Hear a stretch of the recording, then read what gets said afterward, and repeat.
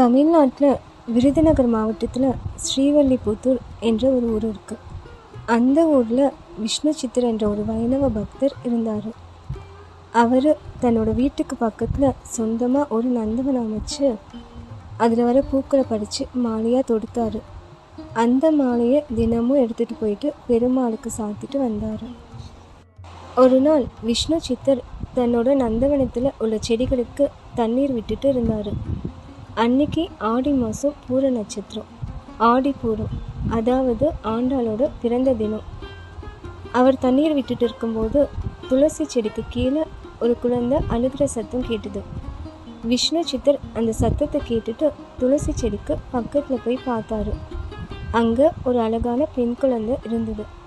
உடனே விஷ்ணு சித்தர் அந்த குழந்தைய தன் கையில் எடுத்து அதுக்கு கோதன்னு பேர் சூட்டினார்.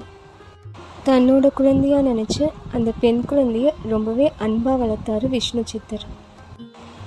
விஷ்ணு சித்தர் கோதை கிட்ட சின்ன வயசுலேருந்தே நிறைய கண்ணன் கதைகளை சொல்லி வளர்த்தாரு. கோதையும் ரொம்ப ஆர்வத்தோடு கேட்பான். கண்ணனை பற்றி ஏதாவது சந்தேகம் இருந்தால் விஷ்ணு சித்தர்கிட்ட கேட்டு தெரிஞ்சுப்பான். எப்பயும் கண்ணனையே நினச்சிட்ருப்பான் கோதை. விஷ்ணு சித்தர் பூமாலை கட்டும்போது கோதை உதவி செய்வான். இந்த பூ கண்ணனுக்கு பிடிக்கும், அந்த பூ கண்ணனுக்கு பிடிக்கும்னு சொல்லி கோதையே பூக்களை தேர்ந்தெடுத்து கொடுப்பான். விஷ்ணு சித்தரும் கோதை கொடுக்குற பூவை வாங்கி பூமாலையாக தொடுத்து அதை எடுத்துகிட்டு போயிட்டு பெருமாளுக்கு அணிவிப்பார். இப்படியே கொஞ்ச நாள் ஓடிடுச்சு. அப்படி ஒரு நாள் விஷ்ணு சித்தர் ஒரு பூமாலை தொடுத்து அதை பெருமாளுக்கு எடுத்துகிட்டு போகிறதுக்காக கூடையில் வச்சுருந்தார். அந்த கூடையில் இருக்கிற பூமாலையை பார்த்த கோதைக்கு இந்த பூமாலை கண்ணனுக்கு பொருத்தமா இருக்குமா என்ற யோசனை வந்தது. உடனே அந்த பூமாலை எடுத்து தனக்கு அணிவிச்சுக்கிட்டா கோதை. அணிவிச்சுக்கிட்டு கிணற்றடிக்கு போனான். கிணற்றடிக்கு போயிட்டு கிணற்று நீரில் தெரிகிற பிரதிபலிப்பில் பார்த்தான்.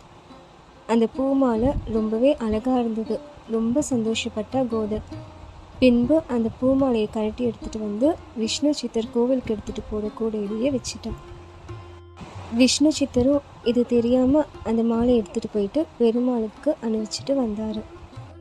இப்படி தினமும் விஷ்ணு சித்தர் பெருமாளுக்காக தொடுத்த பூமாலையை கோதை முதல்ல தனக்கு போட்டு கிணற்றடி நீரில் தெரிகிற பிரதிபலிப்பில் பார்த்துப்பான்.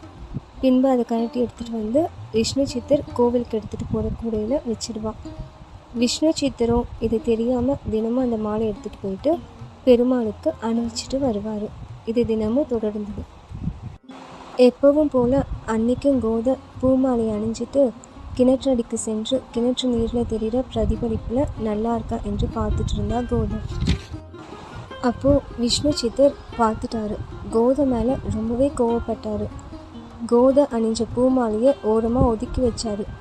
மறுபடியும் நந்தவனம் போயிட்டு வேறு பூக்களை பறித்து புதுசாக ஒரு பூமாலை தொடுத்து அதை கூடையில் வச்சு எடுத்துகிட்டு போயிட்டு பெருமாளுக்கு அணிவிச்சிட்டு வந்தார். அன்னைக்கு இரவு விஷ்ணு சித்தரோட கனவுல பெருமாள் வந்தார். தனக்கு இன்னைக்கு அணிவிச்ச மாலை சரியில்லை, என்னாச்சு என்று கேட்டார். விஷ்ணு சித்தரும் நடந்ததை சொன்னார்.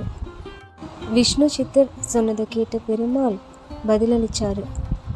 கோதை சூடி கொடுத்த பூமாலையை எனக்கு பிடிக்கும். தினமும் கோதை சூடி கொடுத்த பூமாலையை எடுத்துட்டு வந்து எனக்கு அணிவியுங்கள் என்று சொன்னார். சொல்லிட்டு மறைஞ்சிட்டார். விஷ்ணு சித்தர் கோதையை நினச்சி ரொம்பவே ஆச்சரியப்பட்டார். கோதையோட பக்தியை நினச்சி சந்தோஷப்பட்டார். தினமும் கோதை சூடி கொடுத்த பூமாலையை எடுத்துகிட்டு போயிட்டு பெருமாளுக்கு அணிவிச்சிட்டு வந்தார். கோதைக்கு சூதி கொடுத்த சுடற்கொடி என்று பெயரும் வச்சார். கோதை வளர வளர அவளுக்கு கண்ணன் மீதான பக்தியும் காதலும் வளர்ந்தது. கோதை தன்னோட தோழிகளை கோபியர்களாக நினச்சிட்டா. ஸ்ரீவல்லிபுத்தூரை ஆயர்பாடியாக நினச்சிட்டா. அங்குள்ள கோயிலை கண்ணன் மாளிகையாக நினச்சிட்டா. கோதை மார்கழி மாதம் நோன்பு இருந்தா. திருப்பாவை பாடினா. பிறகு நாச்சியார் திருவாய்மொழி பாடினா. அப்போது அவளுக்கு 5 வயசு. ஆண்டாள் கண்ணனையே நினச்சிட்டு வளர்ந்தா. அவளுக்கு திருமண வயசும் வந்தது. ஒரு நாள் விஷ்ணு சித்தர் கோதை கிட்ட நீ யாரை மணந்து கொள்ள விரும்புகிற என்று கேட்டார். கோதை எல்லா திவ்ய தேச பெருமாளை பற்றியும் நல்லா தெரிஞ்சு வச்சிருந்தா. அதாவது 108 திவ்ய தேச பெருமாள் பற்றியும் நல்லாவே தெரிஞ்சு வச்சுருந்தான் கோதை. அதனால் யோசிக்காம எனக்கு கண்ணனையே பிடிச்சிருக்கு, நான் திருவரங்க பெருமாளையே மணக்க விரும்புகிறேன் என்று சட்டுன்னு சொல்லிட்டான். இது எப்படி சாத்தியம் என்று நினச்சி வருத்தப்பட்டார் விஷ்ணு சித்தர். தன்னோட மக கோதை கண்ணனை நினச்சி பேதியாக இருப்பதை எண்ணி வருத்தப்பட்டார். விஷ்ணு சித்தர் எத்தனையோ மாப்பிள்ளை பார்த்து கோதை அதுக்கெல்லாம் ஒத்துக்கலை. தான் கண்ணன் மேலே வச்சிருந்த காதலில் ரொம்பவே பிடிவாதமாக இருந்தா கோதை. விஷ்ணு சித்தர் பெருமாள் கிட்ட சென்று கோதையோட நிலைமையை சொல்லி வருத்தப்பட்டார். கோதை இப்படி கண்ணனையே நினச்சிட்டு இருக்காளே, இது எப்படி சாத்தியம் என்று சொல்லி வருத்தப்பட்டார் விஷ்ணு சித்தர். இது நடந்த பிறகு ஒரு நாள் விஷ்ணு சித்தர் கனவுல பெருமாள் வந்தார். வந்து விஷ்ணு சித்தர்கிட்ட சொன்னார், உன் மகள் கோதை எம்மை ஆண்டாள், அவளை திருவரங்கம் அழைத்து வாரு என்று சொன்னார். சொல்லிட்டு மறைஞ்சிட்டாரு. இதை கேட்ட விஷ்ணு சித்தரும் ரொம்பவே சந்தோஷப்பட்டு பல்லக்கில் மாலை மரியாதையோட ஆண்டாளை திருவரங்கம் அழைச்சிட்டு போனார். ஆண்டாள், விஷ்ணு சித்தர் வந்தவங்க எல்லாரும் திருவரங்கம் கோவிலுக்குள்ளே போனாங்க. கோயில் கருவறை வந்த உடனே ஆண்டாள் அவளோட விருப்பப்படியே பெருமாளோட ஐக்கியமானாள். இதுதான் ரகசியம் 11 பிஞ்சாய் பழுத்தேனும் ஆண்டாளை போலே. இந்த ரகசியத்தில் நாம் ஆண்டாள் கண்ணன் மேலே வச்சுருந்த பக்தியும் காதலும் தெரிஞ்சுக்கிட்டோம். ஆழ்வார்களில் ஒரே பெண்ணாழ்வார் ஆண்டாள் தான்.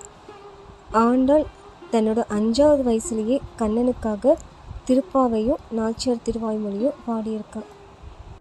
ஆண்டாள் தன்னோட திருப்பாவையில் சொல்லியிருக்கா, எற்றைக்கும் ஏழேல் பிறவிக்கும் உன் தன்னோடு உற்றோமேயாவும் உனக்கேயாம் ஆட்செய்வோம் என்று சொல்லியிருக்கா ஆண்டாள். இதோட விளக்கம், இந்த பிறவிக்கோ இனி வர 7 பிறவிக்கோ உனக்கே உறவினர்களாக இருப்போம், உன்னையே அடிப்பணிந்து உனக்கே சேவை செய்வோம். இதுதான் இதோட பொருள். இந்த வரி திருப்பாவை 29 சிற்றஞ்சிறுக்காலை என்ற தலைப்பு கீழே வருது. பட்டர்பிரான் பெரியாழ்வாரோட இயற்பெயர். இவர் ஆண்டாளோட தந்தை ஸ்ரீவல்லிபுத்தூரில் அவதரித்தார். இவர் எப்போவும் வடபத்ரசாயி பெருமாளை நினச்சிட்டு இருந்ததுனால எல்லாரும் இவரை விஷ்ணு சித்தர்னு அழைச்சாங்க. இவர் தானே ஒரு நந்தவனம் அமைச்சு அதில் வர பூக்களை மாலையாக கட்டி வடபெருங்கோயிலுடைய அணுக்கு தினமும் சூட்டி தன்னோட பக்தியை செலுத்திட்டு வந்தார். அந்த சமயத்தில் மதுரையை ஆட்சி செய்துட்டு வந்த மன்னன் வல்லபதேவன் மாறு வேடத்தில் ஒரு நாள் இரவு நகர்வலம் வந்தார். நாட்டு மக்கள் எல்லாம் நலமாக இருக்காங்களா சொல்லி தெரிஞ்சுக்கிறதுக்காக வந்தார். அப்போது வைதிக அந்தனர் ஒருத்தர் ஒரு வீட்டு திண்ணையில் படுத்து உறங்கிட்டு இருந்தார். அவர்கிட்ட போன மன்னன் வல்லபதேவன் அவரை எழுப்பி நீ யாருன்னு சொல்லி விசாரித்தார். அதற்கு அந்த அந்தனர் சொன்னார், நான் காசிக்கு போயிட்டு வந்துட்டுருக்கேன், சேதுக்கு போயிட்டுருக்குன்னு சொன்னார். அதுக்கு மன்னன் அவர்கிட்ட கேட்டார், நீ சொல்கிறத வச்சு பார்த்தா பல கோவில்களுக்கு போயிருக்குன்னு தெரியுது, எனக்கு ஏதாச்சும் ஒரு நல்ல வார்த்தை சொல்லிட்டு போ அப்படின்னு சொன்னார். இதை கேட்ட அந்தனர் சொன்னார், மழை காலத்துக்கு வேண்டியதை மற்ற 8 மாதத்துலேயும், இரவுக்கு வேண்டியதை பகலிலும், முதுமைக்கு வேண்டியதை இளமையிலும் சேர்த்து வைப்பவன் தான் புத்திசாலி என்று சொன்னார். இதை கேட்ட மன்னன் வல்லபதேவன் இதை மனசில் ஆழமாக பதிச்சு வச்சுக்கிட்டாரு. அன்னைக்கு இரவு நகர்வலம் முடிச்சுட்டு அரண்மனைக்கு திரும்பி வந்த மன்னர் வல்லபதேவன் அந்த அந்தனர் சொன்னதை பற்றியே யோசிச்சுட்டு இருந்தார். மன்னன் வல்லபதேவனுக்கு தன்கிட்ட செல்வம் இருந்தாலும் மறுமை உலகிற்கு, அதாவது இறப்புக்கு பின்னாடி அல்லது மறுபிறவிக்கு நாம் எதுவுமே சேர்த்து வைக்கலையே, எதுவுமே இல்லாதவனாக இருக்கோமேனு தோணுச்சு. அதனால் அவர் தன்னுடைய நண்பரும் குலகுருவும் வேதங்கள் எல்லாம் படித்தவருமான செல்வ நம்பி அழைச்சி மறுமைக்கு எது தேவை, மறுமைக்கு உண்டானதை சேர்த்து தருபவர் யார், உண்மையான பரம்பொருள் யார் என்று சொல்லி கேட்டார். இதற்கு செல்வ நம்பி மன்னர்கிட்ட சொன்னார், இதுக்கு விட எனக்கும் தெரியாது, இதுக்கு விட தெரியணும்னா நாடெல்லாம் பர அறிவித்து வேத வித்வான்களை திரட்டி அவங்க மூலியமாக நம்ம தெரிஞ்சுக்கலான்னு சொன்னார். மன்னர் வல்லபதேவனும் இதுக்கு ஒத்துக்கிட்டாரு. மறுநாள் அரசவை முன்னால் ஒரு பெரிய கம்பை நட்டு அதோட உச்சியில் பொற்காசுகள் அடங்கிய மூட்டையை கட்டினாங்க. பரம்பொருள் யார் என்று சரியாக சொல்கிற நபருக்கு அந்த பொற்காசுகளை பரிசா தரதாவும் பரத்தட்டி அறிவிச்சாங்க. இதை கேள்விப்பட்டு பல தேசத்துல இருந்தும் வேத பண்டிதர்கள் வந்து தங்கள் சமயமே ஒசந்தது, மோட்சத்தை தருவதுன்னு சொன்னாங்க. ஆனால் இவங்க யாரோட பதிலும் மன்னர் வல்லபதேவனுக்கு சரியாக படலை. இந்த நிலையில் ஒரு நாள் வடபெருங்கோயிலுடைய விஷ்ணு சித்தரோட கனவுல வந்தார். வந்து சொன்னார், பாண்டிய மன்னர் வல்லபதேவன் கேட்ட கேள்விக்கு நாராயணனே பரம்பொருள்னு வாதாடி அந்த பொற்காசுகளை அறுத்துட்டு வான்னு சொன்னார். சொல்லி மறைஞ்சிட்டாரு. இதை கேட்ட விஷ்ணு சித்தர் முதல்ல பயந்தார். மறுநாள் முதல் வேலையாக கோவிலுக்கு போனார். வடபெருங்கோயிலுடையான்கிட்ட கேட்டார், நந்தவன கைங்கரியம் தவிர வேறு ஒன்றும் எனக்கு தெரியாது. அப்படி இருக்க நான் எப்படி வாதாடி பொற்காசுகளை பெற முடியும்னு சொல்லி கேட்டார். அதற்கு அந்த வடபெருங்கோயிலுடையான் சொன்னார், அதை பற்றி கவலை உமக்கு வேண்டாம், உம்மை கொண்டு நானே வாதிடுவேன், பயப்படாம போன்னு சொன்னார். விஷ்ணு சித்தரும் வடபெருங்கோயிலுடையான் கொடுத்த தைரியத்தை கேட்டு தைரியமாக அரசவைக்கு போனார். அரசவைக்கு போன விஷ்ணு சித்தருக்கு மன்னர் தகுந்த மரியாதை கொடுத்தாரு. விஷ்ணு சித்தரும் எல்லா வேத வாக்கியங்களையும் எந்த பிழையும் இல்லாமல் சொன்னார். சொல்லிட்டு நாராயணனே பரம்பொருள்னு நிரூபித்தார். விஷ்ணு சித்தரோட பதில் மன்னர் வல்லபதேவனுக்கு ரொம்பவே நிறைவாக இருந்தது. ரொம்ப சந்தோஷப்பட்டார். விஷ்ணு சித்தரை வணங்கி பொற்கிளியை அறுத்து எடுத்துக்கும்படி சொன்னார். அப்போதான் அங்கே ஒரு அதிசயம் நடந்தது. எல்லார் முன்னிலையிலேயும் விஷ்ணு சித்தர் கம்போட உச்சியில் கட்டப்பட்டிருந்த பொற்கிளியை அறுத்துக்க போனார்.